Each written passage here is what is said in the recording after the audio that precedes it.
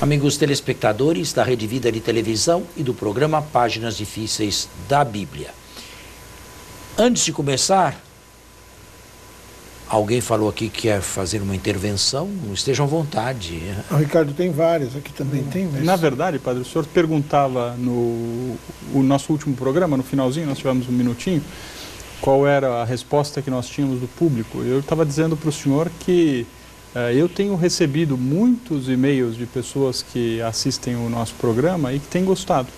Pessoas que vão desde o sul, desde São Gabriel até Brasília, pessoas que vêm do Acre e que me mandam algum e-mail, alguma mensagem a respeito do nosso programa. Então tem bastante gente vendo e pelo que eu recebo, o programa tem feito sucesso e tem ajudado as pessoas de alguma forma. O que tem havido aí é que a própria Rede Vida demora muito para colocar no site da Rede Vida os programas, né? Mas parece que você tinha falado de um outro. É fácil encontrar o programa no YouTube. Muitas pessoas se queixam que não conseguem assistir porque eventualmente no horário do programa não estavam disponíveis. A Rede Vida põe. A Rede Vida coloca, sim. E é possível encontrar no YouTube. Se entrar pelo YouTube, procurar o programa Páginas Difíceis da Bíblia, da Rede Vida, não se encontra o programa que foi publicado, que foi apresentado há pouco tempo. Basta entrar lá com Páginas Difíceis da Bíblia, programa da Rede Vida, vai se encontrar no YouTube essas gravações. E é bom agradecer quem presta esse serviço, né? Porque é de grande utilidade. Isso é verdade. Muito bem. Então vamos fazer a nossa... Eu falei, agora não me lembro se eu falei em público, diante das câmeras, eu falei a vocês que vamos fazer uma visão... Falou em público. Bom. Sincrônica. Então, uma visão sincrônica agora de Jesus. Em primeiro lugar, o que eu vou dizer daqui para adiante, o problema do Jesus histórico, que valor tem para a igreja? Devo ser honesto, nenhum. Daqui para adiante, para a igreja não tem valor nenhum. A igreja vai continuar pregando Cristo, vai continuar buscando através da pregação cooperar com Deus na salvação da humanidade. Agora, este estudo tem bastante eficácia e profundidade para aqueles que não querem que a Sagrada Escritura e sobretudo os Evangelhos se limitem ao púlpito e às salas de catecismo. Se nós quisermos que a Bíblia seja mundialmente conhecida e se nós quisermos que os cientistas dialoguem conosco, quaisquer que sejam as suas ideologias, e nós dialoguemos com eles, precisamos fazer este estudo, sim. Vou começar do começo. Até a Renascença, até o século XV, XVI, sobretudo, na Europa, os evangelhos eram lidos de maneira ingênua. Se aceitava aquilo tranquilamente como estava escrito. No seu sentido literal, o senhor quer dizer? Isto é, se lia o evangelho, vou responder com uma metáfora, como se vê televisão. Sem profundidade. Como se exatamente se tivesse dado aquilo e da forma como você está lendo. Como se o texto fosse um televisor ou uma câmera que levasse você diretamente, sem nenhuma intermediação, ao Jesus dos anos 20, ao fenômeno Jesus. Bem, até a Renascença. A partir da Renascença, houve uma grande evolução no pensamento europeu. A América ainda estava em fraldas, não é? E uma volta ao classicismo antigo, ou seja, aos grandes clássicos da antiguidade. A primeira reação foi compreender um clássico como ele é, ou como ele foi escrito. E então, em 1516, aparece a famosa Bíblia Poliglota, na Espanha, porque o texto bíblico não foi escrito em português, foi escrito em grego. Eu trouxe o texto bíblico aqui, só que ele está ali, eu vou pedir para o câmera trazê-lo a mim aqui. É aquele livro aqui. Você vai me trazer, por favor, e eu vou... Isto, olha como... Muito obrigado. E eu vou mostrar ao telespectador como é um texto bíblico. Será que dá para ver?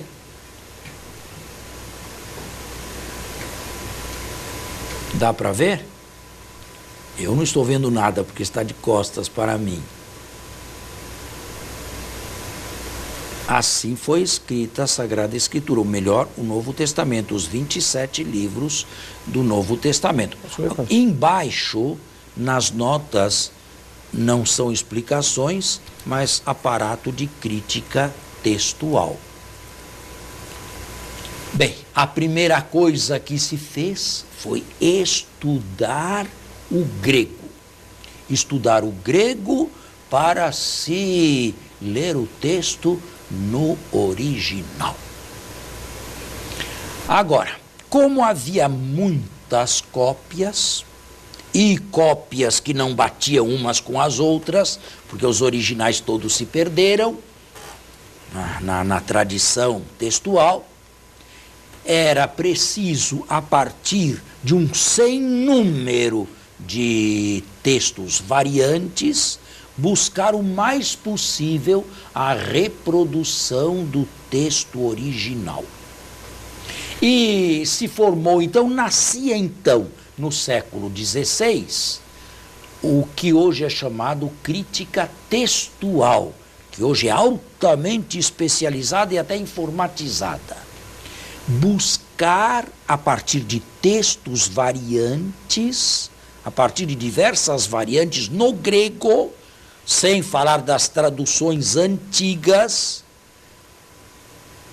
o texto original, como ele teria saído das mãos de um Lucas, de um Paulo, de um Mateus ou de um outro escritor qualquer do Novo Testamento. Eu estou me referindo e me limitando ao Novo Testamento, mas o que eu falo tem repercussões também e analogamente se pode levar para o Antigo. Bem, quais são os textos mais antigos que nós temos?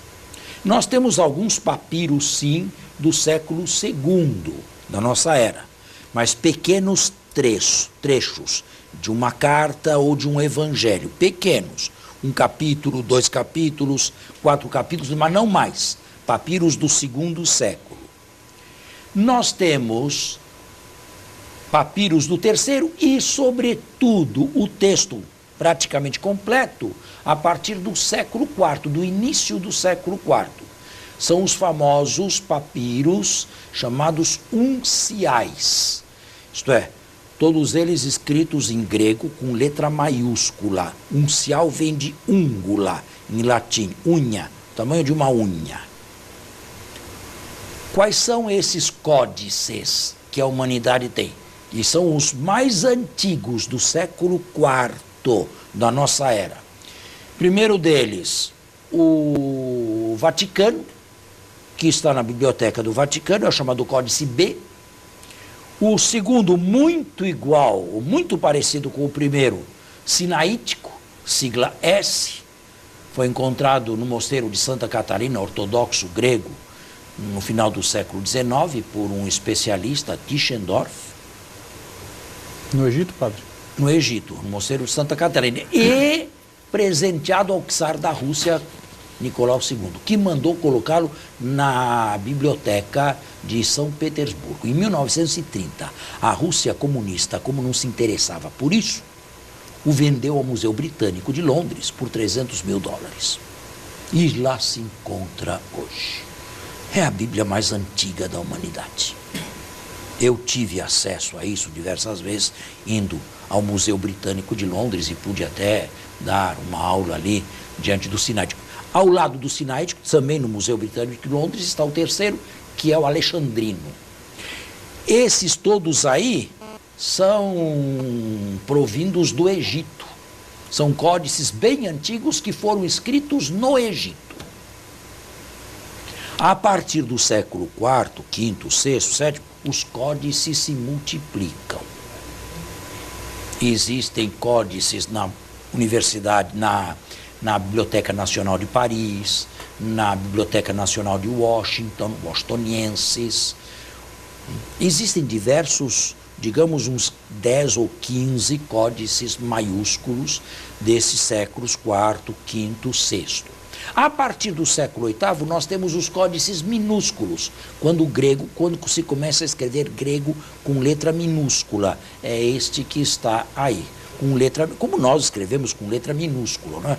Só o início da frase com a primeira letra maiúscula. Aí se multiplicam os códices. E era aí que começavam também, com a multiplicação dos códices, as discrepâncias entre eles. Bem, sejamos realistas. Se até hoje, com a imprensa e com todo o cuidado, de vez em quando sai uma palavra errada, de vez em quando se pula, imagina no passado.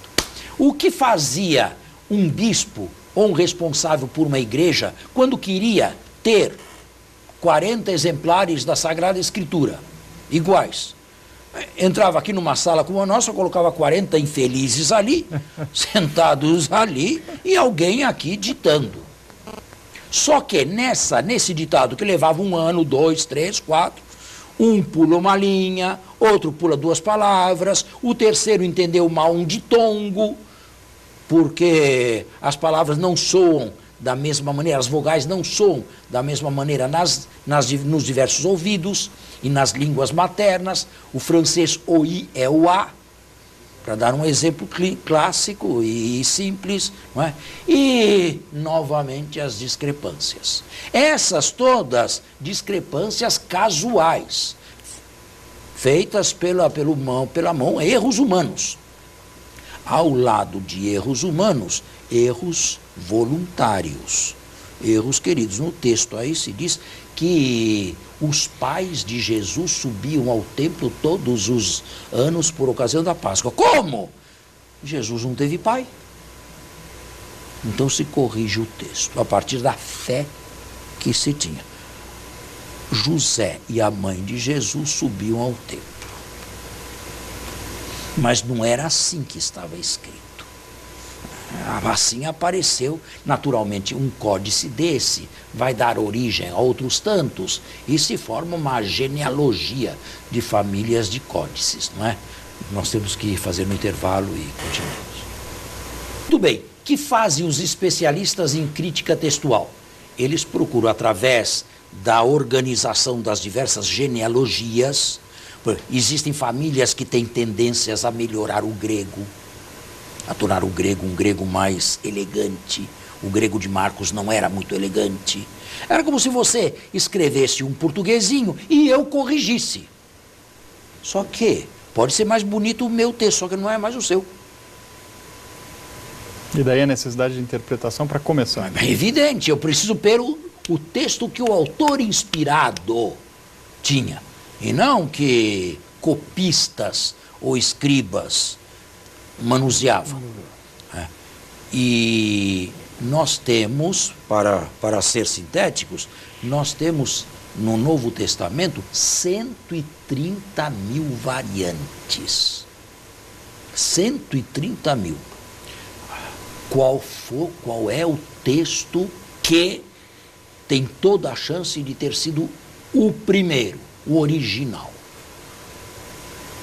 A ciência vai estudando essas árvores, vai fazendo essa genealogia, vai fazendo essas comparações, vai criando leis. Por exemplo, uma leitura mais difícil deve ser preferida a uma leitura mais fácil. No exemplo anterior que eu dei, o que é mais difícil? Os pais de Jesus subiram ou José e a mãe de Jesus subiram. Qual é a leitura mais difícil?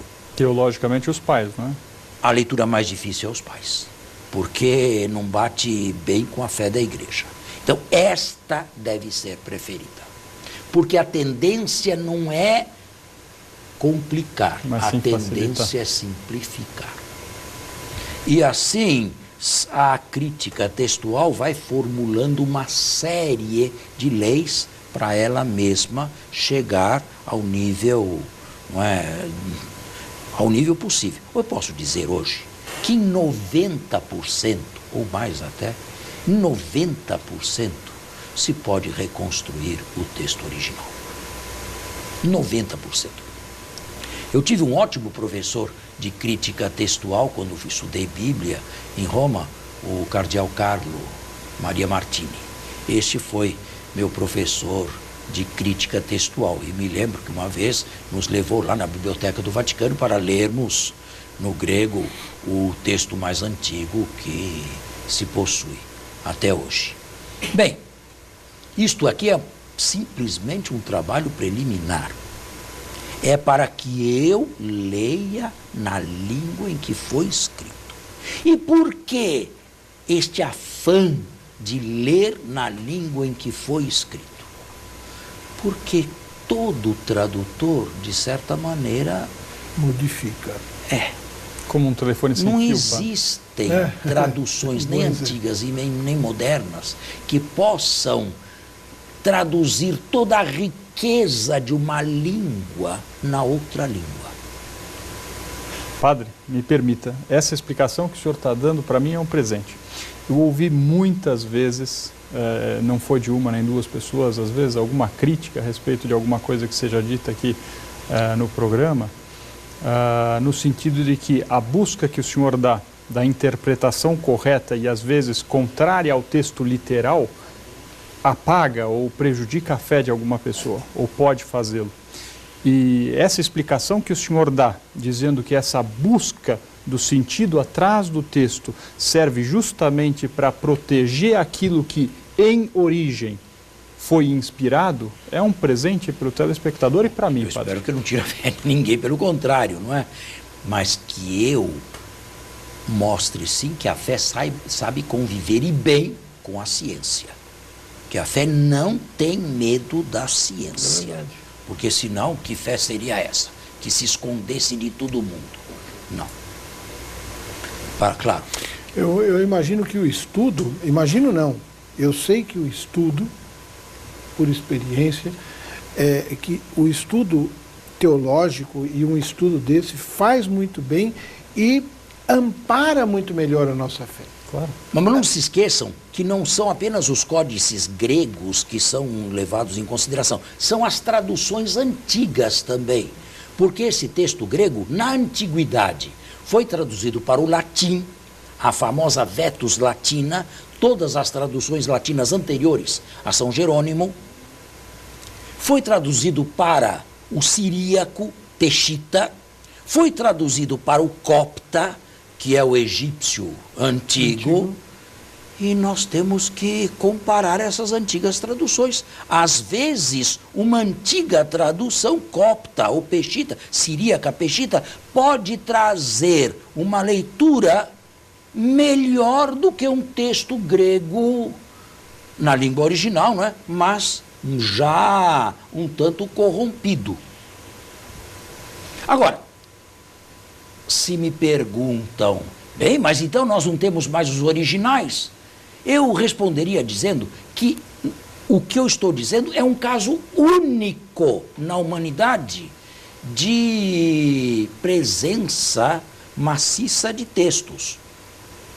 Você fez filosofia, você lê Platão? Você leu Platão, alguma coisa de Platão? Alguma coisinha. Você leu alguma coisinha de Aristóteles? Também. Pois saiba que Platão e Aristóteles estão reduzidos a um único manuscrito medieval. Ou seja, o texto mais antigo que escreve as obras de Platão não passa do século XIII da nossa era. Com outras palavras, está distante de Platão demais. pela beleza de 1500 anos. Só isso. E ninguém duvida que esteja lendo Platão. Mas isto não acontece com a Bíblia, que é um caso único na antiguidade, antes da invenção da imprensa. E o primeiro livro a ser impresso foi exatamente a Bíblia de Gutenberg, na Inglaterra do século XV. Mas era escrito à mão. Manuscrito. Né? Eram manuscritos à mão. Durante 1500 anos, Com o caneta texto quinteira, sagrado né? foi assim, transmitido e lido. Agora, nas multiplicações de cópias, nas traduções, havia imperfeições enormes, até mesmo na tradução jeronimiana.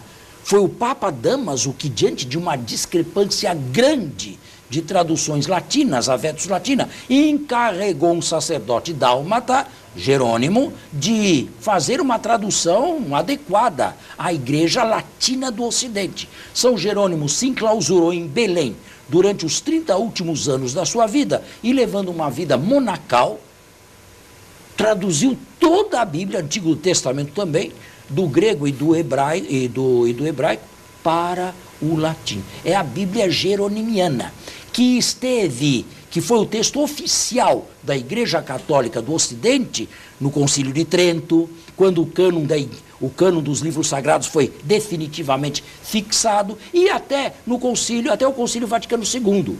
Porque uma nova tradução, sem os erros da jeronimiana, começou com Pio XI e Pio XII, o Saltério, mas só terminou no pontificado de João Paulo II.